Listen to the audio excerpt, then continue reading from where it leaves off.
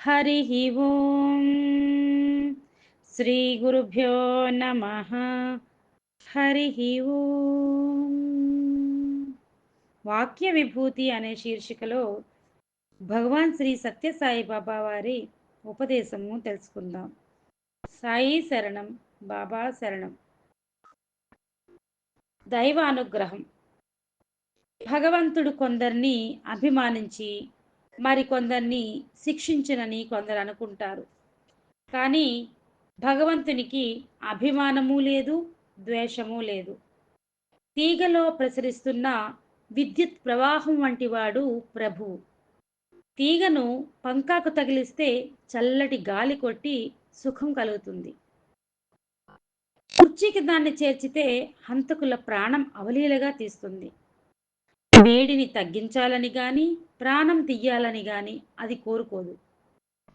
దైవానుగ్రహం అనేది వీచే గాలి వంటిది.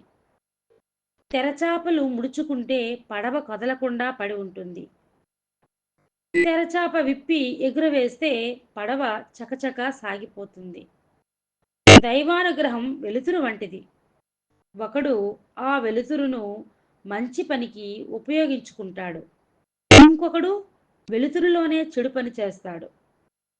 వెలుపల చీకటిగా ఉన్నప్పటికీ మీ లోపల వెలుగులు నిండాలి. ప్రపంచం యొక్క ప్రలోభాలకు మీరు లొంగకుండా ఉన్నప్పుడు వెలుపల చీకటి ఉన్నప్పటికీ మీ లోపల వెలుతురు తేజరిల్లుతూ ఉంటుంది.